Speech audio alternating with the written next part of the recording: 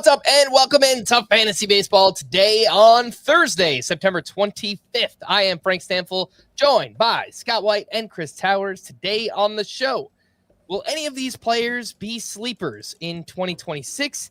The AL MVP race is on fire. We have an updated postseason playoff picture and much more. But let's kick things off with the players of the night. Yeah, baby! All right, Scott, you are up. I'm going to talk about Cal Raleigh. I was preparing for this podcast, going through all the different box scores. Cal Raleigh is a later game, West Coast game, later. It's still going on, in fact, as I started this process. I saw what Aaron Judge did here on Wednesday, 2 home runs, bringing him up to 51. And I was prepared to come on and say, okay, with the huge September Aaron Judge has had, he's batting like 360 for the month. With the huge September Aaron Judge has had, I think he's pretty much locked up the AL MVP race. Not saying it's going to be unanimous or anything, but Judge appears to have locked it up. And then I got to those late games. They finished. Saw what Cal Raleigh did. 2 home runs himself to bring him to the big 6-0. 60 home runs for Cal Raleigh. Most ever by a switch hitter. By far the most ever by a catcher. One of just how many players have gotten to 60? I think it's 7. Is it that many? I'm surprised it's that many. I was looking at it earlier. Bonds, McGuire, 7, Stosa, Judge, Maris. Maris and Ruth. Yeah. Ruth, yeah. Okay, 7. You're right. But not many. And some I mean, look, there have been like 23,000 players in baseball history. So yeah, that's pretty good. And the fact it's a catcher, the position that has natural limits to the totals a player can reach. We've talked often about how can we rank Cal Raleigh for next year coming off this historic season that just by the nature of being a historic season, he's not going to repeat. He could lose 25% of this year's home runs and tie for the 3rd most ever by a catcher next year. So that goes to show you just how unprecedented this production is for this position. And, getting back to the MVP point, I'm not going to say Cal Raleigh has it locked up because by the way, if we're being honest about value, by the way we measure value today, Judge has been more valuable. But I know the way MVP writers work, there's going to be a certain amount of Judge fatigue. There's going to be the historic nature of the season. A lot of times when it's close, they want to give that extra distinction to the historic season with an MVP award. They did it the year Miguel Cabrera got a Triple Crown. They voted for him over Mike Trout. They did Judge over Ohtani a few years ago when Judge got to 62 home runs, though I think maybe just Judge. I think Judge just deserved that one. Yeah. So it may end up going to Raleigh, and I'd be okay with that. I'm not saying it's a problem. If I had a vote, I'd vote for Judge. But, Raleigh has kept this going to the point of reaching 60 home runs now as a catcher, and that's just unbelievable. It is like the various metrics are trying to accomplish, I think, different things, right? Like Baseball Reference does not account for a lot of catcher defense. That is why it's like a 2-win difference on Baseball Reference. On Fangraphs, it's like 0.3 or 0.4 at this point. And I might have done this rant last week, but putting the decimal place on WAR was a mistake because it implies a level of certainty that just doesn't exist. These are still all estimates. And 0.3, 0.4, 0.5 WAR is basically a tie. Like you can assume the guy with the higher total is better, but you shouldn't be certain of it. There's no wrong answer. There's just, and they are both making it so that there is clearly no wrong answer. If you think Aaron Judge is the MVP, I might agree. If you think Cal Raleigh's the MVP, I might agree. If I voted, I would have no idea. Like there are 4 games left, and that might decide it. Like It really might just be Cal Raleigh hits 2 more home runs and Aaron Judge goes hitless the next 4 games. Cal Raleigh's the MVP. I really like. It is that close. It is incredible to watch both of these guys performing the way they are, and the only wrong answer is that there's a wrong answer. You know, well, I guess I don't know. Max Fried would be a wrong answer. You know what I wonder is on the same night that Judge hit 2 home runs and Cal Raleigh hit 2 home runs, Kyle Schwarber also hit 2 home runs, which brings him to 56. What if Schwarber gets to 60? Would that somehow detract from Cal Raleigh's MVP candidacy? Probably not, but that'd be wild. It is weird that Babe Ruth was the only person that did it. Then Roger Maris was the only person that did it. And then nobody did it for 40 years. And then a bunch of guys took a bunch of steroids and did it. And then nobody did it again for 20 years. And now it happened twice in 3 years? That's weird. Or 4 years. And here's something I haven't seen. Maybe you guys have seen it. Remember the big deal made in 2022 about Judge setting the American League record for home runs in a season with 62? A thing we all cared about. We all care about the American League home run record. And I found that infuriating because the only reason they were talking about it, and they just didn't want to say it, is it was the record for home runs for a person without steroid ties. And they were disguising it as AL record.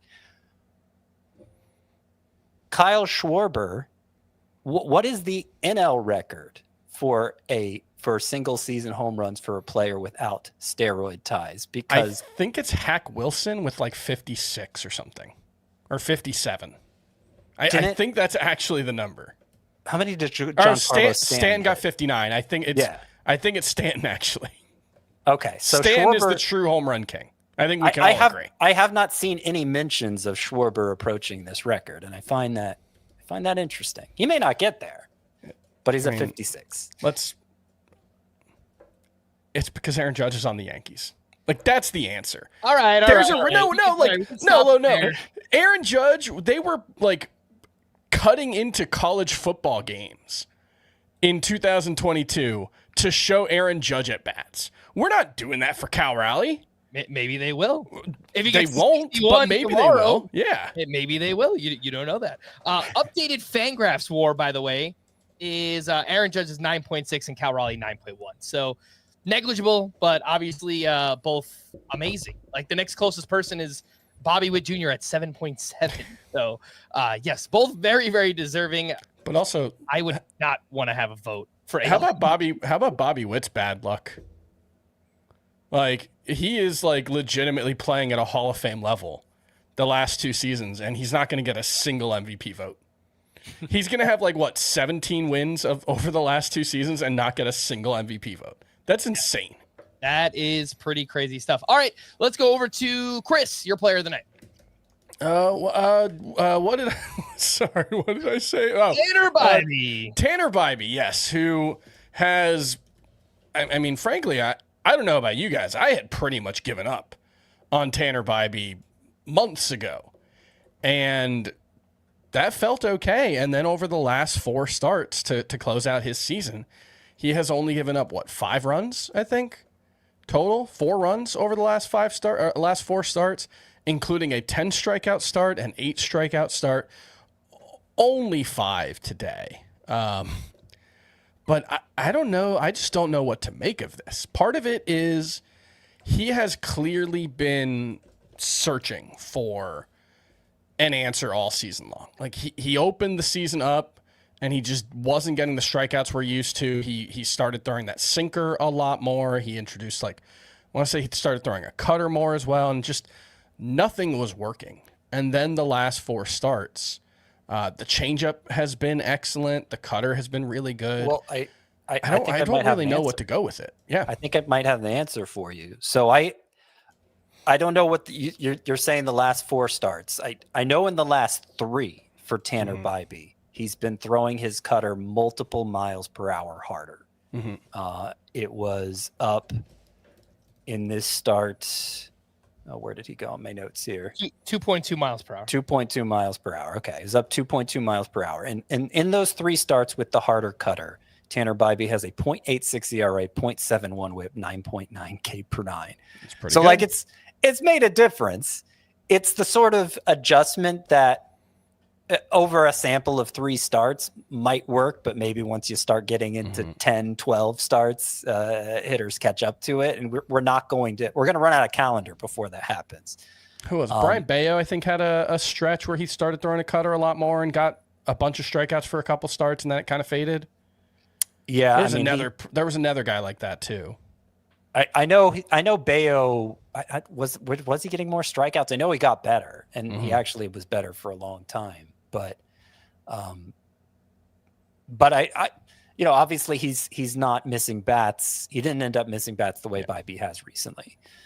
And that's always been arguably his best swing and miss pitch. So I'm of 2 minds with this on Bibee. One, I don't want to make too much of it. 2, it's happened so late and over such a small number of starts that I think hardly anybody's going to notice it. Yeah. They're just going to look at his ERA next year. It's going to be 4.28 or whatever. And they're going to be like, yeah, I have no interest in Bibee. So this kind of gives me, like, this makes a sleeper case for Bibee next year, presuming he's going late enough. And I presume he will, going late enough that you could call him a sleeper. This would be the case for it. It's not an open and shut case, but no sleeper ever is. I think now there's that little bit of hope that Bibee's figured something out with this adjustment. And it always seemed like, given how deep his arsenal is, how good his pedigree is, there was some adjustment he could make. Maybe this is it. I do have a segment for later on. Will these strong finishes change how you feel for next season? And Tanner Bibee was part of it. So I think it has to, just because I think you go from, at least for me, not at all interested to, yeah, I can see it. I have done probably a top 50-ish at starting pitcher that's going to be out next week along with all the rest of the positions. And one, I'm surprised at how many pretty good pitchers are like not in the top 40 and maybe won't be in the top 50. Like, yeah, I don't think I have room for Chris Bubich in my top 48. I don't know if I have room for Michael King or Bubba Chandler or Mackenzie Gore, some really talented pitchers. So one, the pitching position, starting pitcher, is in better shape than I expected it to be when I started this process. And 2, like, I think I'm going to be able to sneak Tanner Bibee in the top 60, but I don't think it's going to be any higher than that even. But that still might be higher than his ADP. Yeah. I mean, look, he was drafted this year as like a top 30, top 35 starting pitcher. So I think people will perhaps lean on his track record and say, we could see him bouncing back. He, pitches for a good organization and things, and he finished strong. So I could see it being a little bit higher than that, but right now it's just a guess. So we have all off season. I mean, some random names, Hurston Waldrip. Or I'm not saying who you like more. I'm saying, who do you think will go higher next year, Hurston Waldrip or Tanner Bibee? That's close. That's a good question. I think it's Waldrip. Sonny Gray or Tanner Bibee? Man, Sonny Gray's finished pretty strong here. They're going to finish with identical ERAs. I would guess Gray. I think Sonny Gray. I think Bibee over Waldrop too, but Sandy Alcantara or Tanner Bibee. Sandy. I'll take Sandy. Yeah, he's going to have a much higher ERA, but the success happened. The turnaround happened much longer, so I don't think that's going to sneak up on people the same. And his upside is higher. We've seen it before, so yeah. I think Sandy's going to be a top 40 pitcher for me. All right. Well, good questions there. Another question, will Taj Bradley be a sleeper next season? He finishes here with a great outing at the Rangers, albeit a skeleton Rangers lineup that's out there right now. But 6 innings of 1-run ball with 9 strikeouts, 11 whiffs on 90 pitches here. He threw more curveballs in this one, and it has been his best pitch this season. It was great in this spot. It had 6 whiffs, a 67% whiff rate, a 53% CSW. This was by far his best start with the Twins yet. We'll see what they do with him in the offseason, whether or not they change up his pitch mix or, he comes into spring training with more or less velocity, whatever it might be. But it seems like perhaps Taj Bradley will be part of the Twins pitching lab this offseason and see what they come up with. Can you see Taj Bradley being I would think a very late round sleeper, perhaps a deep league sleeper for next season? Yeah, I could see that. He's had a few good starts with the Twins. This was the best one, but there was that one against I think it was the Angels, where he had a ton of whiffs. 18 whiffs, yeah. Like a lot of pitchers have against the Angels, but still. You see flashes of upside from Taj Bradley still, and the fact he's with a different organization, different pitching lab that he could go through. And then you also see it's a 6.50 ERA since he got to the Twins. Well, that's why he's a sleeper. Yeah. Like you don't want to invest too much hope in him. You just you're taking a shot on upside late, and probably a deeper league, like Frank said. I think he probably should be drafted, just probably in the reserve rounds. All right, updated playoff picture. What is happening? The Guardians beat the Tigers again behind Tanner Bibee's great start. They now have a 1-game lead over the Tigers in the AL Central. Reminder, the Tigers had like a 15-game lead back in July, a 12-game lead in August, and here we are on September 25th. They are now a game behind the Guardians. The Yankees won, the Blue Jays lost. They are now tied for first in the AL East, kind of, because the Blue Jays have the tiebreaker. So if the Yankees want to win the division, they will have to finish a full game ahead of the Blue Jays. The Mariners won and the Astros lost. That means the Mariners clinched the AL West. The Astros are now on the outside looking in. They are 1 game behind the Tigers for the final wildcard spot. And on the other side, the National League wildcard, all 3 of the Mets, Reds, and D-backs lost here. So the Mets still claim a slight 1-game lead over both of those teams. So, man, nobody wants to make the playoffs in the We NL. have 4 days left and still lots to figure out before the end of the season. Big thanks to those watching live. Make sure to hit the like button, subscribe on YouTube, or stay subscribed for the off season. We'll be talking rankings and recapping stuff, awards show after the season ends. We'll do all that. So make sure to stick with us. Let's take a break, and we'll be back right after this. You can't count on Derek's tong skills. Oh, Tony, I think it hit the ground. But you can always count on Sundays with the NFL on CBS and Paramount+. Welcome back in Fantasy Baseball. Today, let's run through the news and notes. Craig Counsell said that Kyle Tucker is trending toward returning to the lineup this weekend against the Cardinals. He's been dealing with that nagging left calf strain. Yordan Alvarez has yet to resume baseball activities as he deals with that left ankle sprain, and we're just running out of time. The Astros are running out of time to even make the playoffs. So whether or not we see him, I don't think so as of right now with Yordan Alvarez. Josh Hader has yet to resume throwing as he works through that shoulder strain. Jeremy Pena has missed 3 straight with a sore left oblique. Wyatt Langford was placed in the IL with a left oblique strain, ending his season. He finishes with a .241 batting average, 22 homers, 22 steals across 134 games.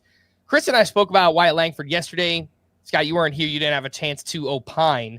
We kind of came to the conclusion that he has to go later than he did this year. How much later? I'm not entirely sure, but it still feels like he has that upside if he can put everything together where he can go 30-30. I still think it's in there for Wyatt Langford. Yeah. I mean, it's look, he's only 23, so I don't really want to put any limits on his upside now. But I feel like the batted ball profile he's demonstrated to this point doesn't give me a lot of hope for batting average. So it puts him outside the top 20, I think, for outfield next year. I haven't gotten to outfield yet. I have a very painstaking ranking process that takes weeks. Basically, I do a deep dive on every single player before I rank them. So it's slow going, and I'm probably a week or 2 away from getting to outfield and speaking on it more authoritatively. But I imagine, just looking at where my rest of season rankings left off, I had Langford 26th there, and you got to figure some of the injured players are going to come back in, maybe move ahead of him, which isn't to say some of the players I rank ahead of him, like I'm seeing I have Jarren Duran ahead of him. Would I rather have Duran or Langford? Knee-jerk reaction, I'm thinking Langford. But there are a lot, particularly compared to the last 2 or 3 years when we went into drafts thinking outfield's pretty weak. Mm-hmm.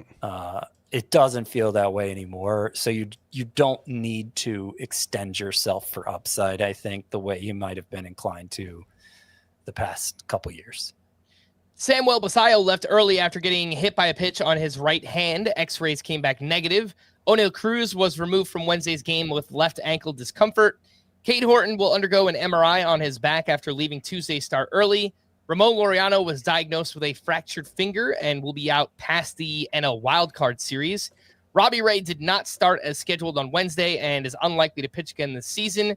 The Giants have officially been eliminated, and he's already up to 182 and a third innings here. So that is pretty much ending Robbie Ray's season at this point. Really strong first half, faltered in the second half. He'll be an interesting one to rank for next season as well. I'm doing this like toughest players to rank series the last couple of weeks, and I'm working on starting pitcher, and I did a really good job of limiting myself to like 5 names at every position, including outfield, which that was hard.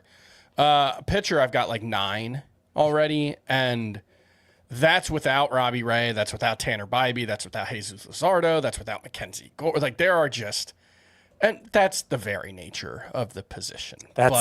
That's the, like, going position by position in baseball. You get the starting pitcher and you're like, oh, this is half the players. Yeah, this is 4 positions. Yeah.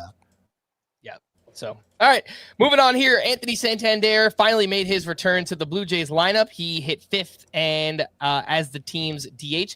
I saw he had a batted ball at 108 miles per hour, so I think that's a pretty good sign there for Santander. The Cubs reinstated Daniel Palencia from the IL. He worked the 6th inning with a 5-run lead here on Wednesday. It feels like maybe they'll use him in some lower leverage before they kind of work him into the back end of the bullpen once again. Luke Keeschel was diagnosed with a sprained left thumb and will be out for the rest of the season.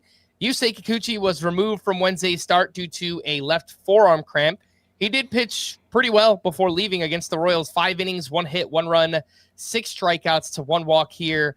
Has allowed 2 earned runs or fewer in 3 straight starts, but it just feels like Kikuchi is just such a frustrating pitcher, and he's just so far gone from the player we saw with the Astros ending last season. So forget like year to year, month to month, like start to start, it feels like he's a different pitcher. In this start, his slider and curveball, which got most of his whiffs, the 2 of them together, they were multiple miles per hour slower and had 7 additional inches of vertical drop, which is an insane increase. 7 inches. I mean, 3 inches is a lot. And it's 7. But like, it's just, a random start in September. He pulls this out and it's like, do you make anything of it in isolation? No. I think you just look at his year-long numbers and it was pretty big disappointment, especially coming off that second half he had with the Astros. That is somebody who I'm not going to be tempted to rank and tied inside my top 60 or probably even 75. I don't think it'll be close. Yeah. Again, that was Yusei Kikuchi we were just talking about. Jonathan Aranda could be activated from the IL as soon as Thursday. He's been out since late July with a fractured left wrist. Roki Sasaki was officially activated with Kirby Yates placed on the IL with a hamstring injury. And Sasaki pitched in the 7th inning of this game. He looked amazing. Probably the best that I've seen in the majors so far. He threw a perfect inning with 2 strikeouts. His fastball velocity was up over 3 miles per hour. He averaged 99.2 on that fastball. The splitter was up 2.4 miles per hour, and he was devastating. I'm not going to put a ceiling on what he can be, but as a reliever in the postseason, man, Roki Sasaki might be awesome. So yeah, this is what we saw in his final AAA appearance as well. The velocity was way up in that one. That was what convinced them to bring him back. Maybe they figured something out. This was always the hope. And maybe, he'll be able to pitch like this in the postseason, and we can have some discussions about him again as a much cheaper sleeper for 2026. I will say it's that last appearance at AAA was also just an inning. He threw a total of 8 pitches. It's not at all uncommon when a starter goes to short relief to see him gain a few miles per hour on his fastball. And that doesn't mean Sasaki can't be a 98 mile per hour guy as a starter, because he was a couple years ago in Japan. But all I'm saying is just because he's done it in a couple of relief appearances, even if he sustains it in relief throughout the playoffs, it doesn't mean like we can just count on him reaching those velocities as a starter next year. Zach Geloff underwent successful surgery on his left shoulder on Wednesday. David Fry will be sidelined 6 to 8 weeks after sustaining multiple fractures in his face following that scary hit by pitch on Tuesday night. I mean, look, obviously it could have been worse. It's obviously still a really, really bad injury, and he's got a long road ahead here. But, just nice to get an update here on David Fry. Charlie Morton is expected to pitch in relief at some point with the Braves this week. He also announced that he plans to retire after this season, and a pretty good career here for Charlie Morton, who completely reinvented himself with the Astros and then had some very, very strong seasons after that. So nice career for Charlie Morton. With that, Chris, I'll throw it over to you for the Dog of the Week. And now it's time for the Dog of the Week segment, brought to you by Boehringer Ingelheim, the maker of NexGard Plus, Foxolaner, Moxidectin, and Pyrantel chewable tablets. Used with caution in dogs with a history of seizures or neurologic disorders. Ask your vet if NexGard Plus is right for your dog. And the Dog of the Week this week, Jonah Tong, who struggled yet again, gave up 5 earned runs over 2 innings against the Cubs, only 1 strikeout, 2 walks. He just hasn't looked good at the major league level, which is disappointing because he was the best pitcher in the minors this season. I think he still leads all minor leaguers in strikeouts. He had a sub-2 ERA. He was just absurdly dominant, but it just has not been there basically at any point at the major league level. I think he had 1 decent start, but it's been a big disappointment for Baseball America's minor league pitcher of the year. I still, in the long run, have a lot of confidence, or at least a lot of hope for Jonah Tong. I think he's talented, but clearly it's not there yet. I don't know that I have that same confidence. Okay. And I don't blame you for having it. I mean, like a player who dominated in the minors and placed high in all the prospect rankings, which by that point Tong did. Like you don't want to read into a small sample. You might just be better off ignoring it entirely. But the thing that really raises alarm for me is that his fastball, which was so dominant in the minors, it was pretty much the pitch that made him, because it had this uncharacteristic shape for something from such a high arm slot. And it was just really difficult for hitters to square up. And it hasn't been, I think there's been 1 start where it missed a decent number of bats. Like it's not fooling major league hitters at all. And I'm not sure if that's not a wipeout pitch for Tong, I'm not sure there's enough else there for him. And again, like it's so early in his career, he could figure this all out. Like maybe he's just not locating it properly. I don't know. I'm not a pitching coach.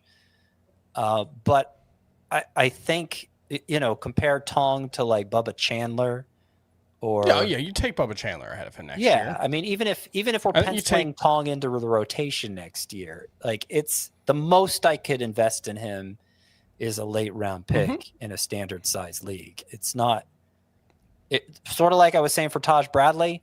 I'd take Tong over Bradley, don't get me wrong, but it would be the same kind of pick where it's just like, I have nothing to lose. Let me just throw a late pick here at upside and hope it goes right. I do think it's mostly a command thing.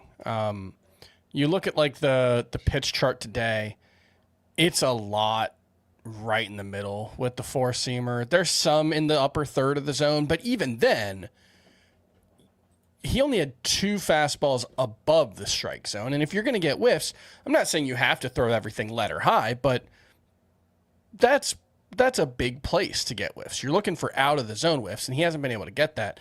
And then you also look at the changeup, and if you look at the overall heat maps for both, on Baseball Savant, they have it's red where it shows up the most.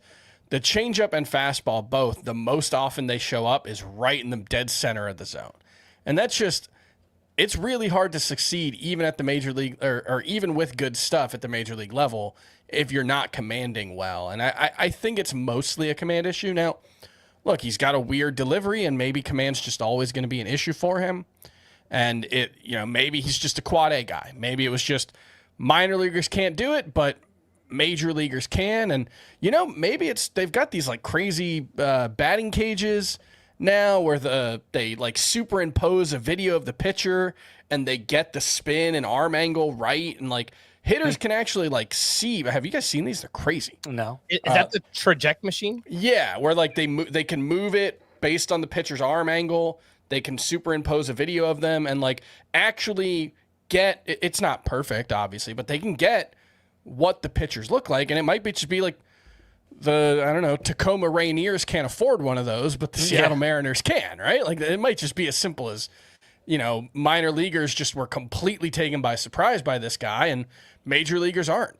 That could be, that's a reasonable hypothesis. I'll still bet on the minor league track record, assuming it costs very little, which we're talking outside the top 200. But if that's all it costs, I'll take that flyer on Jonah Tong. Sure. I'm not sure looking ahead to next year, he's a top 5 pitcher from this year's rookie class. Right. Well, I thought you were going to say from the Mets. Like, there are no guarantees even in the Mets rotation to begin next year, especially if they make some moves this offseason, as the Mets are wont to do. I also just want to remind people that he's 22 years old, and as dominant as he was in the minors, he only made 2 starts at AAA. Yeah, so honestly, the thing that I take away most from this is he's not ready. I think he's kind of been rushed, and that's just because all the other Mets pitchers were bad. So they kind of did this out of necessity. Yeah. I think there's actually a reasonable chance that Jonah Tong starts next season in AAA. He needs more development, but I still think there's a lot of talent here, and we're probably talking about him as a top flight waiver ad at some point next season. So. All right, and that was the Dog of the Week segment brought to you by Boehringer Ingelheim, the maker of NexGard Plus, Foxylaner, Moxidectin, and Pyrantel chewable tablets. They provide next-level parasite protection against fleas, ticks, heartworm disease, roundworms, and hookworms, all in a tasty, beef-flavored soft chew.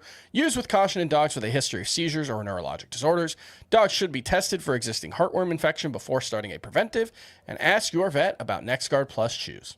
All right, let's take our final break. When we return, it was bombs away for the Phillies and Mariners. They hit a bunch of home runs in those games. We'll talk about that right after this. They want to take this place from us. My family is in danger. My wife is lost to me, and I don't have time.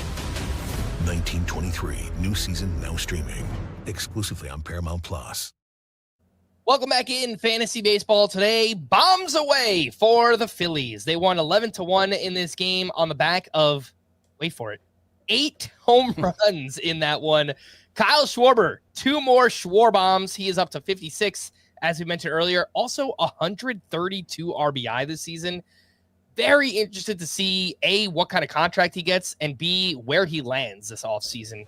I think that'll be a pretty big talking point there with Kyle Schwarber. Not that it really matters for his power. I'm just interested to see who gives him the contract. I mean, it's got to be 6 years, 150 at least. He's already like 32 or 30. Yeah, he's going to be 33 before opening day, but I don't think he's going to. I could see him getting 5 years with maybe a higher AAV, but maybe. Yeah, you're wrong. I have him as a first rounder in points leagues next year. Second in Roto, but first in points, and that's as a util only? DH only to begin the year. Yeah, so he'll be 33 on opening day next year. Yeah, I mean, maybe if a team really wants him and they want to stretch that money out, they could go to 6 years. But I'm thinking more like I think 5 years, at least 150, right? One that is one thing to keep in mind with these contracts is it seems like a lot of these really big deals are always a year longer than they should be. Like what was Fried's 7 years? You just look at it and it's like that's a 6 year contract, and they just want the AAV to be a little lower for tax purposes. Are famous for they did that with LeMahieu too. So It was 8 years for Fried, by the way. Okay, yeah. So it was a 7-year contract. That 8th year is just a tax dodge. Yeah, I mean, he's not going to be this good again. This is a career year, but I mean, he's going to hit 45 homers probably. That's what he had done, I think, each of the previous 2 seasons, right? Mm-hmm. Yeah. It's going to be real interesting. It's really the run and RBI production which might be affected by where he goes, but I imagine it's going to be a contender he goes to. Yeah. And bat high in the lineup, get on base a ton. He's not nearly that batting average liability he used to be. He's proven that 2 or 3 years in a row. He's got 3 years in a row over 240. 2 years in a row. In 23, it was 197. Okay. Yeah. But even that, I mean, you look back to that year he split between the Nationals and the Red Sox. I mean, the outlier were the years where he struggled to hit 200, not the years where he threatened to hit 250. Yeah, I mean, his counting stats are as just set it and forget it as you can get. He's been 100+ runs 4 years in a row, over 100 RBI 3 years in a row. The year before that, it was 94. So just one of the safest bets for playing time and run production for Kyle Schwarber as well. Edmundo Sosa had a game for the ages, the game of his life, and here we are talking about it like 30 minutes in, but that just doesn't really matter, I guess, too much this late in the season. 3 for 5 with a triple dong, 3 homers, 5 RBI in this game. Trey Turner should be back over the weekend. He's, a serviceable util option on their bench, but doesn't really mean much for next season either. Alec Boehm went 2 for 4 with his 11th homer. 5 games since returning, he is raking. 11 hits, 2 home runs, 6 RBI during that time. Bryson Stott hit his 13th home run. Since the start of August, he's actually been great. 308 batting average, 6 homers, 7 steals, and OPS over 900. And Otto Kemp, 1 for 3 with his 8th homer. Last 13 games for him, 277, 4 homers, 11 RBI, 1 steal, and OPS around 900. And depending on the Kyle Schwarber landing spot and do they keep Alec Boehm, I think Otto Kemp is a name to pay attention to as a potential, deep sleeper for next season. I agree. Yeah, I could get on board with that. All right. Anything else on Stott, Boehm, Sosa? I mean, I'll just reiterate, since it was such a big game, 3 home runs, nothing to see here with Sosa. I don't think any of the home runs were hit over 101. 2 of the 3 wouldn't have even been a home run in 2/3 of the ballparks. So it's not like, whoa, there's this latent potential that we saw on display here. If only Sosa got an opportunity.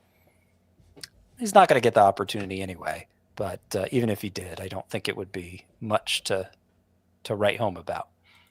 And it was bombs away for the Mariners as well. We already mentioned Cal Raleigh hit 2 more home runs in this one, up to 60 on the season. They had 5 home runs as a team. Julio Rodriguez hit his 32nd. And if you remember, he hit a home run in each game going into the All-Star break. And it was basically that 3-game stretch that kicked all of this off. So last 65 games for J-Rod, he is hitting 305 with 21 homers, 13 steals, and a 950 OPS. He's been amazing. Eugenio Suarez hit his 48th homer. He has 3 home runs in his last 7 games.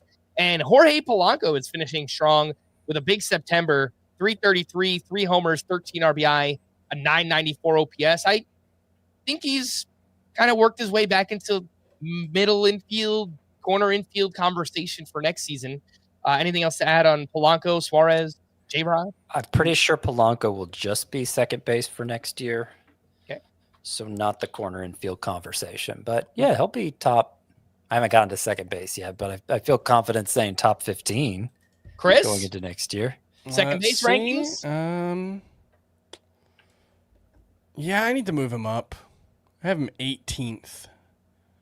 But to be fair, I'm mostly paying attention to the top 12 right now.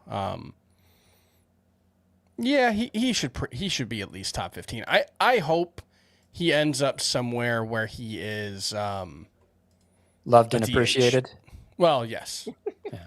And that might be Seattle, but I hope he's a DH somewhere next year. I think that would be for the best for him and for everyone. Actually, it looks like he's played a lot of DH this season. He's only played 35 games at second and 5 at third. So that would mean that he's just played a bunch of games at DH. So. And a lot of those were probably pretty early, I would guess. Yeah. So We'll see. He is, it looks like he is a free. It says there's a player option for 26, but my guess is he'll opt out and at 32 years old, maybe try and get his last multi-year contract there. Only an $8 million option, so he's gonna opt out. All right, that's what I thought. Yeah. Will these strong finishes change how you feel in 2026? We spoke about Tanner Bibee earlier. What about Luis Castillo, who was incredible against the Rockies in Seattle? Probably the best matchup you can have, but he took advantage. 7 1/3 innings, 1 hit, 1 run, 10 strikeouts to 0 walks. The 10 strikeouts, his most in a start since July 19th of 2023. So it's been a very long time there for Luis Castillo. He's turned in 4 straight quality starts, and during that span, it's 3 earned runs over 25 1/3 innings. What do you guys think? Will this strong finish change how you feel about Luis Castillo? You know the goose meme where it's like the goose is chasing someone and they're like, what, you know that? You know what I mean? I'm explaining this really well. Yeah. The goose is saying, what happened 5 starts ago? Because Luis Castillo looked completely cooked 5 starts ago. He had one of the worst months of his life. In August, gave up 18 runs in 24 1/3 innings. His first start in September was 5 earned runs in 4 innings. I remember writing, I think we're done here. I think this is he's been faking it for most of the season, and it's caught up to him. And, well, now he just put together his best month of the season, I guess. So I don't think this should change how you feel about Luis Castillo. He is a 32-year-old. I think he'll be 33 next season. That's usually how that works. Goes one number up. He's going to finish with, what, a 350-something ERA, 354. xERA is closer to 4. It's the highest it's ever been, or at least highest since 2018. Strikeout rate, lowest it's ever been. He's lost that outlier fastball. He hasn't found a way to generate consistent whiffs without the outlier fastball. I still think there's a pretty good chance Luis Castillo is not on the Mariners next season, and I don't think that's a guarantee, but I think there's a decent chance. Like they trade him? Yeah, I don't think there should be. I think he'll be drafted. I think you should use him. I think Castillo, you should approach kind of like you approached Jose Barrios this year. Sure. As kind of, the ERA is going to be in the high 3s. The WHIP's going to be probably just a little shy of 1.2 in a good scenario. Maybe better as a points league play, just as an innings eater type. Yeah, just kind of a boring innings eater type. And look, it could go like the bottom could fall out. It kind of happened to Jose Barrios this year, but as deep as starting pitcher is, these kinds of pitchers populate every fantasy rotation, and I think that's where Castillo is, and I think it's fine. Incidentally, this big start he had against the Rockies might be the reason I win the podcast for the People League. Between this Castillo start and Gavin Williams' 12 strikeout start yesterday, got a commanding lead here in the final week. So we'll see. Hoping to win 3 of 5, 3 in the last 5 years for the People League. And didn't you used to hate that league? I used to joke that Heath because Heath Cummings set it up years ago with these really unconventional rules, and I used to joke that he set it up just to troll me. The whole league, all the rules were just a big troll on me. That doesn't sound like Heath, though. Oh yeah, I used to call him Master Troll too, because he loved to troll. Presumably still does. I don't know. I don't interact with him much these days.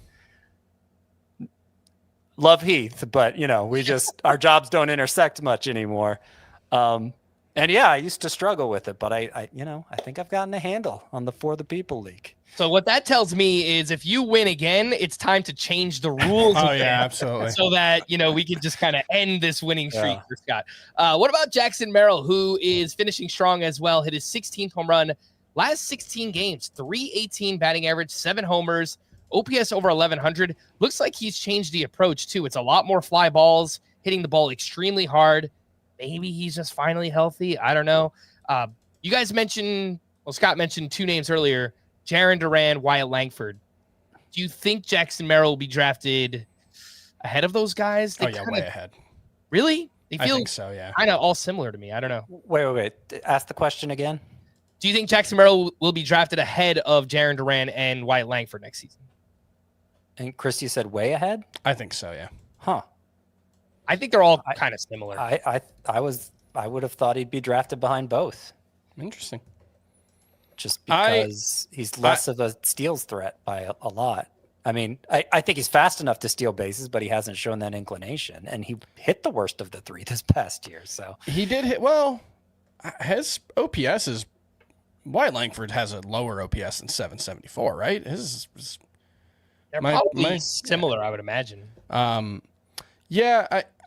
The thing you have to keep in mind with Merrill, he only played 112 games. He missed Langford 775 on the nose. Okay. But he only played 112 games, so that's obviously keeping the counting stats low. And the other thing you have to keep in mind with regards to that is he missed time with a concussion. And I think he only missed a week. But he was having exactly the season we hoped he would before the concussion, if I'm remembering correctly. And then that was really when things took a dive. It was like mid-June. He had an 823 OPS. He was hitting 304. And after that is when things really took a dive. So I think that is a perfectly reasonable explanation. He is still the youngest of this group. He's 22. He's still had the best season of them, 2024. I think his 2024 was better than Jarren Duran's. No, Duran's was better. Duran's was better? I believe so. Okay. Either way, there's like a 6-year age difference between those two guys, so I'll still take Jackson Merrill. Maybe I'm off on that one, but I still think Jackson Merrill should be drafted as a top 15 outfielder next season. That feels aggressive. I'm not saying he can't do it. I just don't know that there's going to be enough enthusiasm for him. You might not have to. What's a deep position? Yeah, you might not have to do it to get him in that top 15 or even the top 25. But I think top 25 easily. Yeah. Okay. Regarding the steals, by the way, he went from 16 last year to just 1 this year. He also went on the IL twice this season, once with a hamstring and once with an ankle sprain. So perhaps it was like a bone bruise too, right? Yeah. Oh, yeah. It was actually a bone bruise in his ankle. So 1 ankle injury, 1 hamstring injury. So I think perhaps that could have played into Jackson Merrill running less this season. Francisco Alvarez, 1 for 2 with a walk in his 11th home run. Updated numbers since returning from the minors: 38 games, 286 batting average, 8 homers, 21 runs, 21 RBI, a 968 OPS. Chris, I asked you about Alvarez yesterday, so Scott, I'll get your thoughts here. Is this strong finish change your mind at all about how you feel about Francisco Alvarez? Sure. I have more hope for him. I feel like his whole career, and he's only going to be 24 next year, so he's still very young, but he's been around for a few years now, and you always have to kind of dig for the optimism with Francisco Alvarez. And, he's had 2 big IL stints this year, so it's kind of the same thing. I am done ranking catchers. I have him 15th in Roto, which doesn't sound very impressive, but 14th is Kyle Teal, 16th is JT Realmuto. So that's partly just the state of catcher right now. You don't have to gamble on Alvarez's upside, except in 2 catcher leagues. But he's hit the ball as hard as basically any catcher this year. I think Cal Raleigh's the one exception. I think maybe Ben Rice is up there too. This is one that I've seen very little discussion of, and I wonder if it's going to go under the radar in a way that drops him to 18th at catcher. And if that's the case, I'll be all over Francisco Alvarez. So to drop him to 18th, he'd have to go behind, at least in my rankings, Realmuto, I mentioned, Austin Wells, and Dylan Dinkler. That's where do you have Alejandro Kirk? 18. You have him ahead of 19. Okay. Kirk is 19. Yeah. Kirk is 14 in head-to-head points, 19 in Roto. Yeah, if Alejandro Kirk could score runs at all, he'd be pretty good. Did you guys see the Blue Jays game ended today with Alejandro Kirk getting thrown out at first base on a line drive that he hit to right field? Oh, did man. not see that. So That's it was a always fun, single, though. and it was just the guy unloaded a cannon to To first. end the game. And was it wasn't close. Like, he was out by a lot. He is second percentile sprint speed, so At least it wasn't a close game. Yeah. You know what's- Josh Naylor, third Addison percentile Barger- sprint speed. Addison Barger was on second base. He was like, "You got to be kidding me, man!" He was so upset. What's interesting about catcher, since we're in this conversation, and it probably sounds really deep based on me saying Alvarez 15th, Rio Muto 16, and on and on. Here's a list of players who won't be eligible at catcher to begin next year, who I couldn't rank at the position. Ivan Herrera, Carter Jensen, Moises Ballesteros. All of them could very early on enter the catcher pool and make it that much deeper. Wilson Contreras also losing catcher eligibility, but obviously he's not going to gain it. Yeah. Yep. Last name here is Matt Shaw, who went 3 for 4 with a sock and a shoe, his 13th home run, his 17th steal.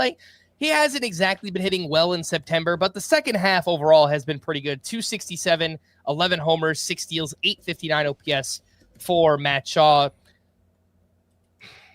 I can't see drafting him as my starting third baseman next year. I don't know if you guys feel differently. He feels like more of a corner infielder, Matt Shaw, next season. He's not far in the rankings, but I would certainly prefer to have a better third baseman than Matt Shaw starting. But as a middle infielder, as a corner infielder with the all-around skill set and projecting a little bit of growth, I think he's reasonably interesting. I will say I'm getting a little Scott Kingery vibes here, where I think he's already been better than Kingery, unless maybe Kingery had one good season. I think Kingery did have one decent season, but it might have been deeper. No, his second season was 19 homers, 15 steals. It is so unimpressive, the data set for Matt Shaw in a way that's reminiscent of Kingery. I mean, the main reason I'm holding out hope for him, because it's like, I think I'm 16th at third base for next year, which sounds okay. That's borderline. It's mostly because third base is so bad. Yeah. Like, I've been really disappointed in Matt Shaw this year. The main reason I hold out hope isn't really anything he's done, but just the fact he was a first-round pick just a couple years ago. So even coming into the draft, he was highly regarded. And he was one of these players who stormed through the minors in less than a year and got to the majors very quickly. So maybe the Cubs just got over their skis with him, promoting him this quickly. And, understandably based on the way he performed, but he hasn't grown into being a major league caliber player yet. And that's the hope I have for Shaw, which is kind of it's not as concrete as I think most people would look for. You said you have him 16th? Yes. Okay. I think that's right. I might go 18th. Okay. Do you have Vientos ahead of him? I have Vientos one spot behind Shaw. Okay. And a big reason for that is the Brett Beatty factor. Sure. What about Addison Barger? Is he top I have 12 Barger one spot ahead of Shaw. Okay. So. I do too. Barger, Shaw, Vientos. I have Jordan Lawler right behind him, and obviously Shaw has done more than Jordan Lawler because he has done something at the major league level. Yeah, I might rather Lawler a few spots behind. I might rather just roll the dice on Lawler. I don't know in if a that's shallow dumb or league. not. In a shallow league, yes, but I try not to rank for the shallowest context because although 12-team leagues are mainly what I have in mind, which I wouldn't consider shallow anyway. I'd consider that middle of the road, depth-wise. But obviously, I only have one set of rankings league size-wise, and so they kind of have to be all things to all leagues. Yeah. With Matt Shaw, I do think there's a chance he could run more next season as well. He's 89th percentile sprint speed, and the Cubs are third as a team in stolen bases this season. Mm-hmm. So it seems like he at least has the speed and the tools to run more next season. So I think it could happen with Matt Shaw. Can you see any of these players being sleepers in 2026? They all had good to great starts across the board. Shane Baz, Steven Kolek, Ryan Nelson. Although Nelson maybe should be even higher than this, but I feel like there just won't be a lot of fanfare for him.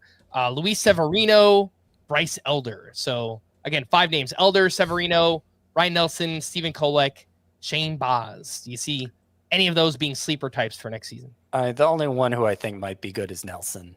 And we have a lot of history for him now that suggests he's good, as confounding as it may be. 9 strikeouts against the Dodgers, the latest example. And what was his fastball usage in this one? 66%. It was over 60. It was 55 last time, and he struck out only 1. So that's what happens when you go less than 60 on the fastball, Ryan Nelson. Keep it over 60. Good things will happen. I do just want to give Shane Baz a little bit of a shout out. I know the overall numbers are very bad: 4.87 ERA and a 1.33 WHIP. He threw 4 no-hit innings in this game. I think you'll see some of this too if you're still, playing for a championship or you're competing for first in a roto league. Some pitchers, young pitchers, will be kind of limited their last start of the season, so keep that in mind. But if the Rays are indeed playing in Tropicana Field again next season, which it sounds like they will, I almost want to just blindly give a boost to all the Rays pitchers. So I can see that perhaps helping Shane Baz next year. And that's I didn't hear you mention Shane Baz, so I do still have hope for Baz. I said just a minute ago that Nelson was the only one I have hope for. I have hope for Baz. I think he's shown, even post Tommy John, enough hints of his potential. And we see it over and over again. A pitcher tweaks a pitch or adds a pitch, and suddenly he's transformed. And I think that could happen for Baz. I don't know exactly what it is. That's really not my job to figure out. But I think there is enough potential there that if he's dominating next spring and it's like, hey, look at this great new pitch he learned wherever, it wouldn't surprise me if Baz was suddenly a hot ticket again. All right, let's wrap up with some leftovers here. We had ourselves a good old-fashioned pitchers duel out in Cincinnati. It's time to duel. Paul Skeens up against Hunter Green. Skeens 6 shutout innings with 7 strikeouts, 18 whiffs on 85 pitches. He ends his season with a 1.97 ERA. That is the lowest ERA with at least 180 innings pitched since DeGrom posted a 1.70 back in 2018. And of course, the Pirates blew his win. His season ends with a 10-10 record despite a sub-2 ERA, which is just hilarious. And Hunter Green on the other side, 6 innings, 2 runs, 7 strikeouts, had 15 whiffs on 96 pitches, has a quality start in 4 of his last 5. And his last 2 starts have been especially good. Anything to add on Hunter Green or Paul Skeens? I'm really struggling with Hunter Green. In my very first run through, I had him 10th. That sounds right. It also sounds really dumb. He's been on the IL 6 times in 4 major league seasons. He's been a professional for 9 seasons. He has thrown more than 133 innings 1 time. He has maxed out at 150.1, I believe. He didn't get to 100 this season, if I'm remembering correctly. But I think if you told me everybody was going to throw the same number of innings next season, he'd be the SP4. Yeah. I mean, that is kind of just the state of pitching in 2025, where, getting to 150 is pretty good. Sure, but we have so many nobody else risk factors with Hunter Green. Well, and nobody else in this group has maxed out at 150. Well, where do you have Jacob DeGrom? Because I feel like the risk is 11. Yeah, I think Hunter Green's a better pitcher right now. They should probably be around each other. Well, and I would say the risk factor. I mean, if anything, DeGrom has the added risk factor of being 37 or whatever it is. He's got a brand new UCL though. And he's got a 23-year-old's UCL. I don't know whose it was, but doesn't it come from his own thigh? I don't know.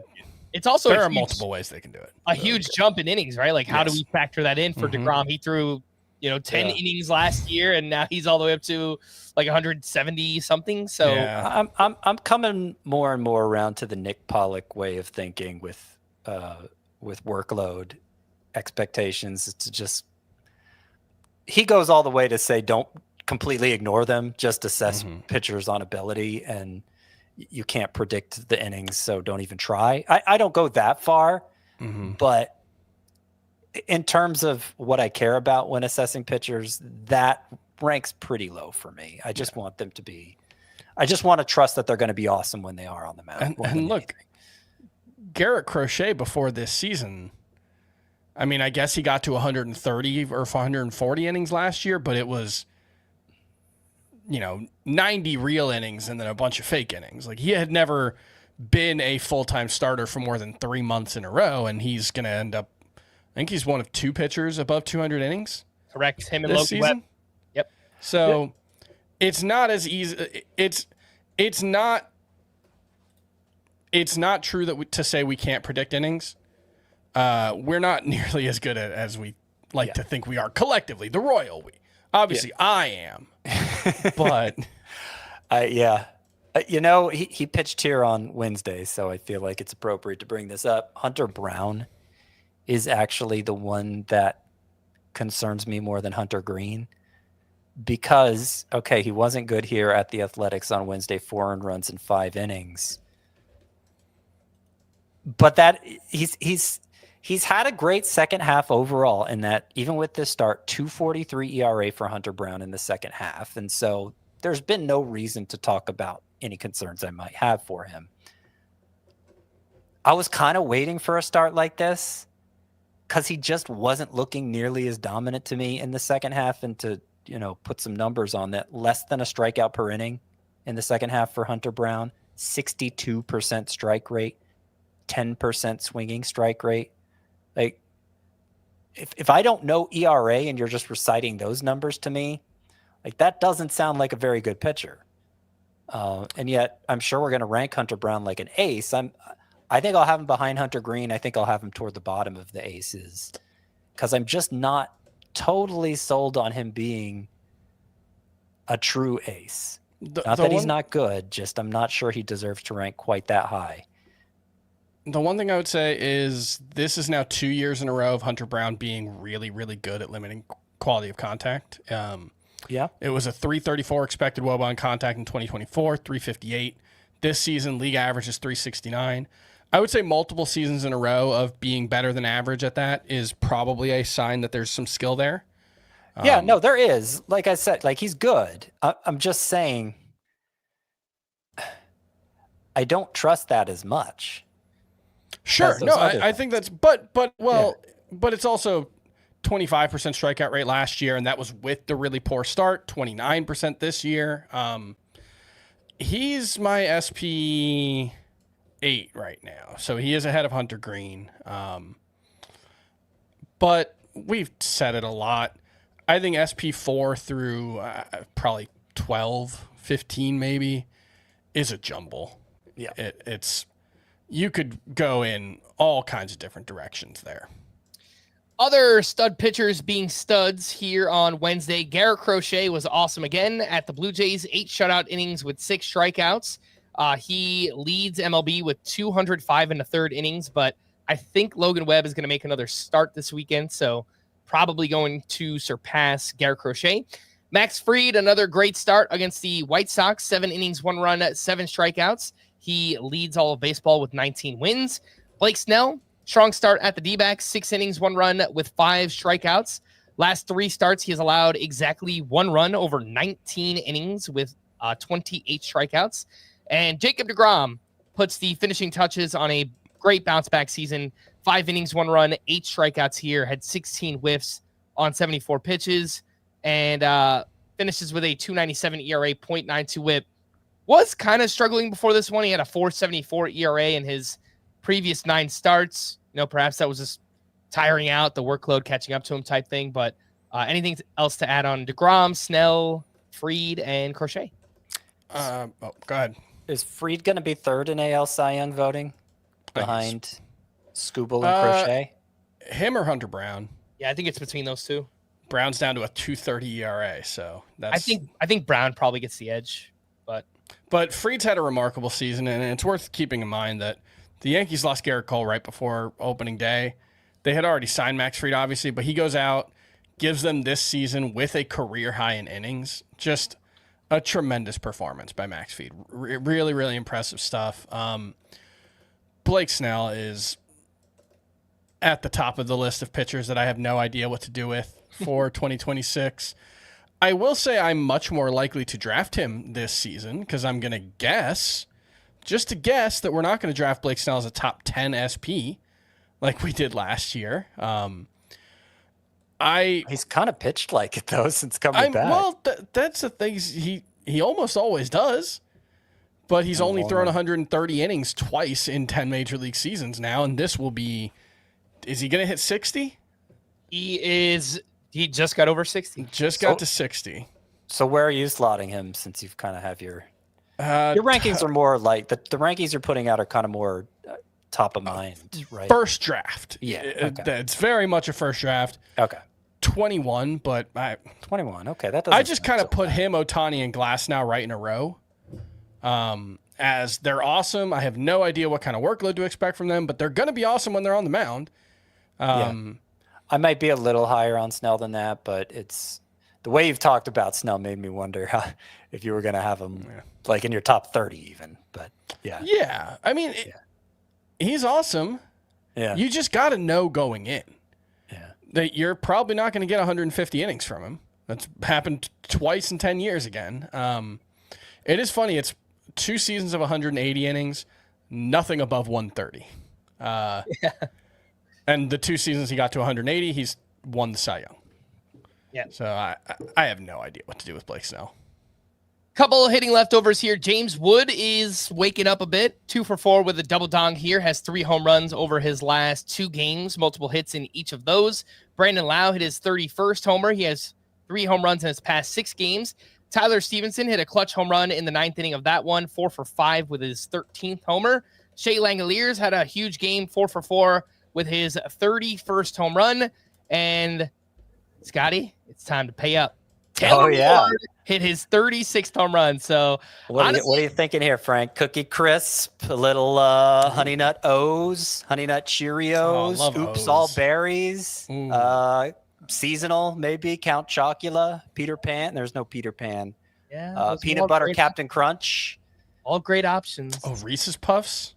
You know what's really good too? Oreo O's. They're just so good, man. Oh, yeah, Something about the Do they Oreo still make milk. those? They're just Never had those. Do you I remember thought the commercial Cinnabon food before. cereal? What is I that? do not The remember Cinnabon Cinnabon cereal. Oh, I never had it. I mean, you can't go wrong with cinnamon. I'm basically down to Cinnamon eating Toast 3 Crunch. cereals. I don't eat cereal for breakfast anymore, so It's dessert.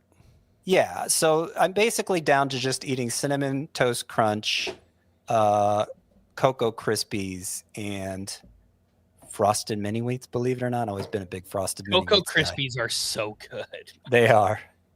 They are. And what's weird is, like, as I get older, Cocoa Krispies was, when I was a kid, we'd eat all variety of cereals every morning.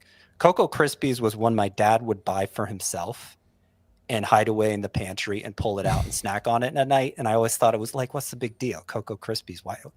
As I get older, I'm finding that all those like childhood foods that my dad liked as an adult are the same ones I am choosing to like as an adult. And it's very strange. It's a very strange tendency that is totally not conscious. It's just me noticing, oh, this is something my dad would do too. Weird. I haven't decided yet. I don't know. I might make a Twitter poll, and I got to come up with my 4 best options that I could possibly think of. But you gotta go for something rare.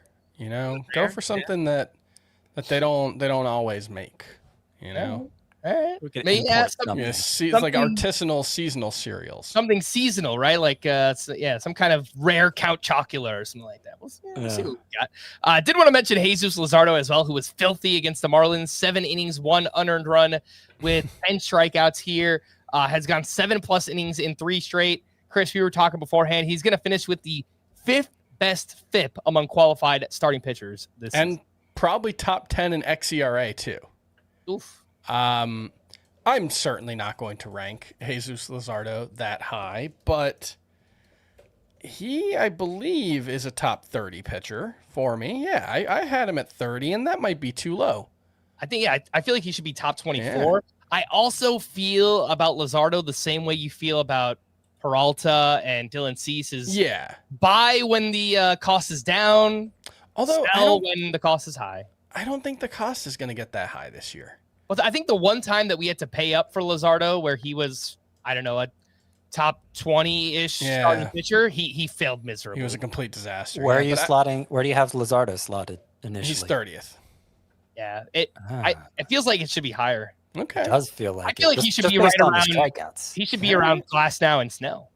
And you remove those 2 starts. No, I did the math actually. If you remove the 2 starts where he was tipping his pitches, he gave up 20 earned runs in 5 2/3 innings. I think it's a 3.03 ERA. I think I I am not going to be the only one citing that stat this offseason. All right, call to the bullpen for the Nationals. Jose Ferrer got the 9th inning with a 2-run lead. He gave up a run on 2 hits, but picked up his 10th save. For the Brewers, Abner Uribe got the 9th with a 2-run lead. He struck out 2 for his 6th save. For the Pirates, Dennis Santana got the 9th with a 1-run lead. He allowed a game-tying homer to Tyler Stevenson, but the Pirates would still wind up winning that game in extra innings. For the Rangers, Phil Maton got the 9th. It was Sean Armstrong pitched the 8th inning of that one. Phil Maton got the 9th, and he picked up his 5th save. For the Angels, Kenley Jansen picked up his 28th save. And for the Giants, Ryan Walker was unavailable. So Tristan Beck got the 9th and picked up his 2nd save of the season. To stream or not to stream on Thursday, we have Braxton Ashcraft in what is likely a short start at the Reds. Tyler Mahle against the Twins. JT Ginn against the Astros. Jansen Junk at the Phillies. Walker Buehler against the Marlins. Parker Messick against the Tigers. Messick's the only one I like. Michael Lorenzen at the Angels. Michael Lorenzen could have a good start. He's on like a decent run here, but his last start was good. I don't want to trust it. Or maybe 2 starts ago. Parker Messick's the only one I would say I like. If you need a second one, I'm willing to lend my voice to Tyler Mahle against the Twins. Yeah, I said the same thing yesterday, so I think he's fine.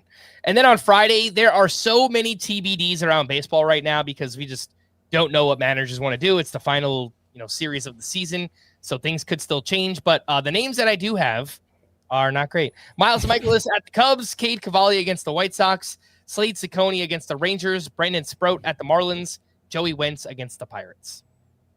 Actually, not terrible. I don't mind Sproat. I think Sproat and Cavalli are okay. Yeah, I think Cavalli's okay. It's okay. Cicconi's been pitching well. He gets that skeleton Rangers lineup. It could be all right. They're both dangerous, Sproat and Cavalli. Like if you're worried about whip, don't start them. Yeah. But if you need that volume, they're okay. All right, we're going to wrap there. For Scott and Chris, I am Frank. Thanks as always for tuning in. Oh, I forgot to mention, this is Chris's last regular season podcast. This is our last trio regular season podcast. Tomorrow will just be... Yeah, I mean, there's only one more regular season podcast. It's not like I'm missing a ton. That sounded more dramatic than it is. I was like, was there news? No. But, Chris won't be on tomorrw podcast. Chris is not going to be on the normal podcast that he's not on. And then secondary announcement, we won't be on 5 days a week anymore after tomorrow. Yeah, that's pretty much it. But, just, all right. Wanted to give Chris a shout out for making it through regular I season. appreciate that, but I will be back. All right. Chris is leaving until next week. He'll be back. We're going to wrap there for Scott and Chris. I am Frank. Thanks as always for tuning in to Fantasy Baseball today. Please make sure to follow and leave a 5-star rating on Apple or Spotify. And we will be back again tomorrow. Bye-bye.